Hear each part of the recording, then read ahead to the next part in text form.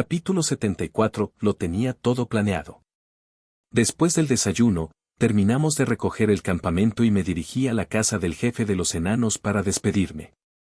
Mientras tanto, los que habían prestado sus espadas fueron a recuperarlas. Sin embargo, como no sabían exactamente dónde vivían todos los que las tenían, los gritos de quienes buscaban resonaban por todo el poblado. En el peor de los casos, siempre podía pedirle al jefe que reuniera a los artesanos y las devolvieran en conjunto. Aunque fueran enanos, no todos eran herreros, así que su número debía ser limitado. Oh, llegaste. Hace un momento oí que los del clan azul también partirán hacia la capital. Si eso es así, conseguir escamas de dragón se volverá más difícil. No será de inmediato, pero tal vez algunos de nosotros, los enanos, también debamos ir a la capital. Si llega el momento, ¿podría pedirte que nos ayudes con el alojamiento? Apenas nos saludamos, el jefe soltó eso como si nada. ¿En serio? Sería un honor si aceptan trabajar como grupo de artesanos al servicio del reino.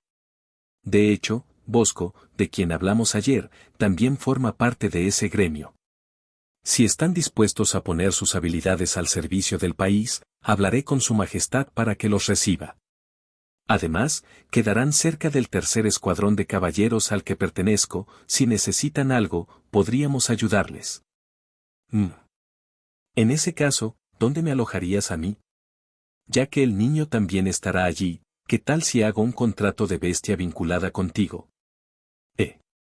Exclamamos el jefe y yo al unísono. Jajaja, solo era un ejemplo, o quizá no tanto, dijo, ocultando una sonrisa tras su mano. No alcancé a oír el último murmullo, pero algo tramaba. Ve bueno, si la madre de Jess quiere venir, imagino que querrás estar con él. Puedes quedarte en las instalaciones del tercer escuadrón, o, si prefieres mantener tu forma humana, no tengo problema con que alquiles o compres una casa. Oh, eso suena bien. Pero dime, ¿vas a seguir llamándome madre de Jess todo el tiempo? No me molesta, pero si vas a dirigirte a mí así, al menos ponme un nombre, aunque sea uno temporal. Tenía razón. Decir madre de Jess cada vez que la llamara sería un fastidio. Un nombre, Ya que Jess se llama así, ¿qué tal? ¿Jean?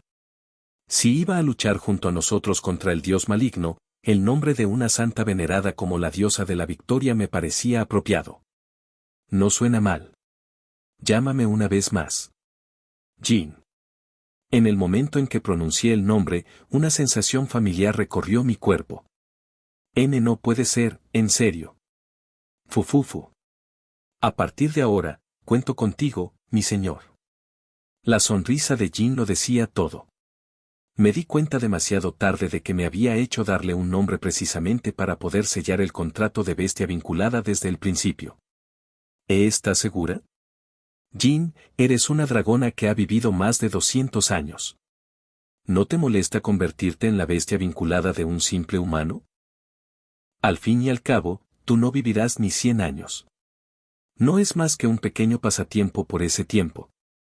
Además, si me presento en la capital sin ningún tipo de restricción, los humanos se asustarán, ¿no crees?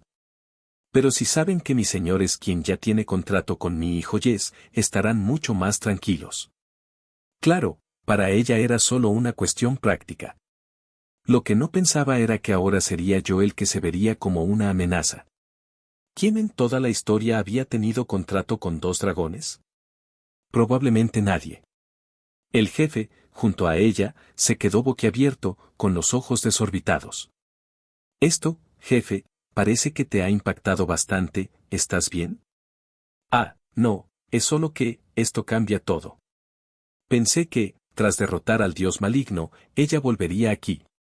Pero si firmaron un contrato de bestia vinculada, eso significa que no regresará mientras este humano viva. Oye, no tengo intención de encadenarla a mi lado. Puede seguir viviendo en las montañas si lo prefiere. Con lo hermosa que era, si se quedaba rondando por el cuartel del tercer escuadrón, aunque supieran que era una dragona, habría idiotas que pensarían cosas indebidas. Sin embargo, el jefe negó con la cabeza. No, cuando se firma un contrato así, dicen que la bestia siente paz solo estando cerca de su amo. Si pasan muchos días separados, se inquietan. Incluso los domadores comunes viven junto a sus bestias, y el vínculo de un contrato de bestia vinculada es aún más profundo. Solo los espíritus o las criaturas invocadas funcionan distinto. En ese caso, hubiera preferido hacer un contrato de invocación. Miré a Jin con resignación, pero ella apartó la vista con aire inocente. Si fuera un contrato de invocación, solo podría comer dulces cuando me llamarás. Un momento. ¿No lo hiciste para estar con Jess, sino por los dulces? Bueno, técnicamente no eran dulces sino mi energía mágica, pero aún así, eres un dragón, por todos los cielos. En fin, dijo de pronto, mirando hacia el horizonte. Siento una extraña presencia viniendo de la dirección de la capital. ¿No habían dicho que antes percibieron algo similar desde el bosque del oeste? Sí, pero aquella vez desapareció de golpe. Pensamos que era una falsa alarma de estampida. Lo que decían me dio una mala espina. Por nuestra posición actual, lo más probable era que hablaran del territorio del marqués Talleyrand. ¿Y si ahora sentían algo anómalo desde la capital? Parece que debemos regresar cuanto antes. Partiremos de inmediato. Jin, ¿vienes con nosotros o viajarás con los enanos? Solo los enanos tendrían dificultades para llegar solos hasta la capital. Iré con ellos. Si pasa algo, envíame a Jess, aunque no esté presente, ahora que domina su forma humana puede pedirle a alguien más que transmita tu mensaje. Ya veo. Entonces Jess puede volar en su forma de dragón y llevar noticias a Aurel. Perfecto, gracias. Te esperaré en la capital. Sí, espérame, mi señor. De inmediato escribí una carta y se la entregué a Jess. En ella le pedía a Aurel que movilizara refuerzos hacia la capital, pues había indicios de una posible estampida o amenaza similar, y que nosotros regresaríamos tan rápido como pudiéramos. Aunque me habría encantado ver la cara de sorpresa de Aurel al encontrarse con un Jess con apariencia humana, tendría que esperar para eso. Capítulo 75. La angustia del príncipe heredero, perspectiva de Ernesto. En el territorio del marqués Talleyrand, el tercer escuadrón de caballeros, liderado por el capitán Bandiere, logró prevenir una estampida antes de que ocurriera. Desde el día en que llegó ese informe, siento que mi vida, la del príncipe heredero del reino de Rafios, comenzó a torcerse. El primer golpe vino cuando mi padre, el rey, anunció que pensaba otorgarle un título nobiliario a Bandiere. Lo conozco desde la época de la academia, sé muy bien qué clase de persona es.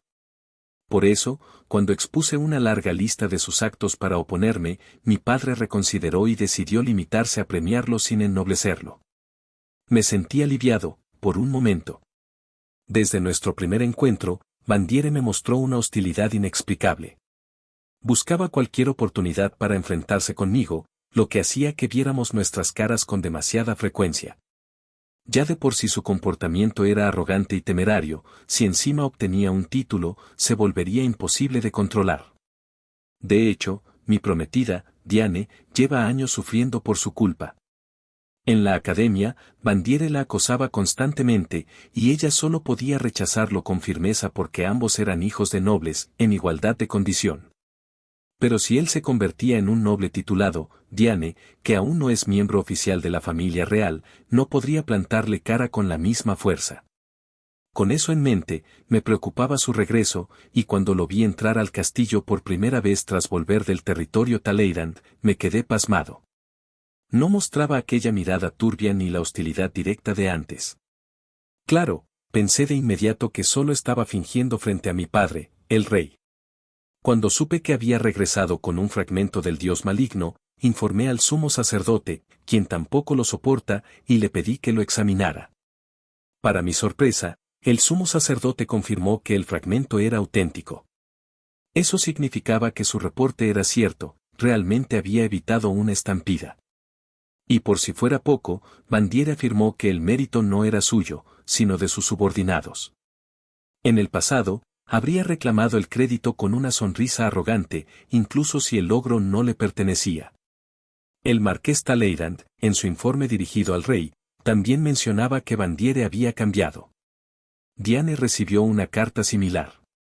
Pero yo estaba convencido de que era una farsa. Quería ganarse nuestra confianza para luego volver a molestar a Diane. Aquel día, después de la audiencia, Bandiere y su subcapitán se retiraron, y sospechando que estarían en el salón, fui tras ellos. Lo encontré sujetando la mano de una sirvienta. Había oído que, de vez en cuando, inventaba excusas para acosar a doncellas o señoritas nobles, así que irrumpí de inmediato, separando a la joven de sus manos. «Té tranquila, Alteza», balbuceó la sirvienta.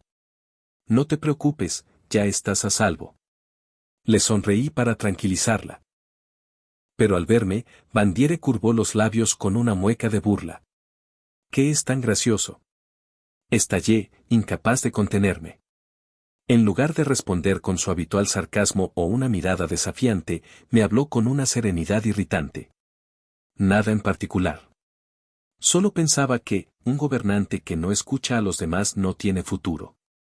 La obstinación, la arrogancia, el negarse a oír lo que no le gusta, esos son los rasgos de un tirano. Antes de actuar, uno debe confirmar los hechos. De lo contrario, puede cometer errores irreparables. Sus palabras me dejaron sin aliento. Luego siguió, argumentando que incluso mi manera de hablarle a la sirvienta sonaba como una imposición, como si buscara la respuesta que yo quería oír. Reconozco que lo que decía tenía sentido. Incluso mis propios asistentes, que suelen darme la razón en todo, no pudieron refutarlo. En ese instante, él fue quien tuvo la razón. Pero no podía ser tan simple. Después de todo lo que había hecho, debía estar tramando algo. Lo amenacé con mantenerlo vigilado y abandoné el salón. ¿Por qué? ¿Por qué Bandiere se comportaba como si fuera una persona completamente distinta? La escena anterior parecía un espejo invertido, yo el impulsivo, él el sensato. Aquello me provocó un temor extraño, un mal presentimiento que me caló hondo. Y lo peor vino antes de la cena de esa misma noche. Vi a la doncella de Diane sosteniendo cuidadosamente una chaqueta de Bandiere. Él jamás habría prestado su abrigo a una sirvienta, así que solo podía significar que Diane la había tomado prestada. En efecto, durante la cena, la escuché agradecerle directamente. Esa imagen me golpeó como un mazazo. La mujer que siempre lo había rechazado, incluso con desprecio, ahora le sonreía sinceramente. Y durante todo el banquete, Bandiere acaparó la conversación con historias que dejaban buena impresión. Mis padres y todos los presentes lo miraban con simpatía. Hasta el tema del título volvió a surgir, a pesar de mi oposición. Y una vez más, Bandiere lo rechazó, diciendo que los méritos eran de sus hombres. Podía engañarlos a todos, pero a mí no. Nadie cambia su naturaleza de la noche a la mañana. Desde que ingresé en la academia a los 12 años, llevábamos 8 años enfrentados. He perdido la cuenta de las veces que me humilló, saboteó o provocó. Ver a todos sonreírle como si nada me hizo sentir una urgencia creciente. Si no actuaba pronto, algo terrible sucedería. Fue entonces cuando llegó la noticia, Diane y su doncella habían sido víctimas de un intento de secuestro. Al mismo tiempo, el sumo sacerdote me informó que Bandiere estaba presente en el lugar, y me mostró pruebas. Diane insistió en que él no era culpable, pero era obvio que era una treta para ganarse su gratitud. Por su seguridad, y por el bien del reino, debía aprovechar esta oportunidad para eliminarlo del palacio. Llevé el caso a juicio, aún sin pruebas concluyentes. Encerré a Diane para evitar que interfiriera. Lo sentía, pero estaba siendo manipulada. Sin embargo, que intentara escapar de su encierro, eso sí que fue una imprudencia. Al final, quien había sido engañado era yo. Durante el juicio, la verdad salió a la luz, Diane decía la verdad, y Bandiere no era culpable. Lo que me esperaba después fue el castigo de mis padres, y mi propio arresto domiciliario. Desde entonces, Diane aceptó mis disculpas, pero su trato hacia mí se volvió frío, distante, casi administrativo. ¿Acaso Bandiere había planeado todo eso desde el principio? ¿Había calculado cada paso para dejarme en ridículo y ganarse su favor? En ese momento, no me quedaba duda alguna. Estaba convencido de que todo había sido una trampa orquestada por Bandiere. Capítulo 76. La angustia del príncipe heredero 2. Perspectiva de Ernesto. Tras el juicio, pasé mis días bajo arresto domiciliario, sin poder comunicarme ni siquiera con el sumo sacerdote. Hasta que, un día, vi algo que me heló la sangre. En el patio interior del castillo apareció un dragón tan enorme que casi alcanzaba el techo del segundo piso. Gritos y alaridos resonaron desde todas partes, pero el dragón desapareció tan repentinamente como había aparecido. Un rato después llegó el informe oficial, y lo que escuché era una cadena de absurdos difíciles de creer. ¿Qué dices? Bandiere firmó un contrato de subordinación con el dragón que apareció a plena luz del día. Y el sumo sacerdote era el verdadero responsable del ataque a la capital, usando a ese dragón. Así es, Alteza. ¿No le comentó nada el sumo sacerdote? No. Pero, cuando el capitán Bandiere trajo el fragmento del dios maligno y también durante el juicio, usted se comunicó varias veces con el sumo sacerdote, ¿no es cierto? Jamás habría imaginado que algún día un caballero de la primera división, alguien con quien había compartido el campo de entrenamiento muchas veces, me miraría con tal desconfianza. Ya te he dicho que no sé nada.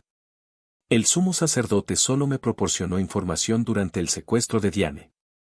Y cuando Bandiere trajo el fragmento, era natural consultar al templo, ¿no te parece? Por favor, Alteza, no se altere. Solo venimos a hablar con usted por orden de su majestad. Sus palabras sonaban condescendientes, como si yo fuera un niño incapaz de razonar. Decía cosas perfectamente lógicas, pero su incredulidad era palpable. Temí que terminaran tratándome como cómplice del sumo sacerdote. Y mientras tanto, Bandiere, que hasta hace poco era motivo de escándalo, era ahora elogiado como un héroe.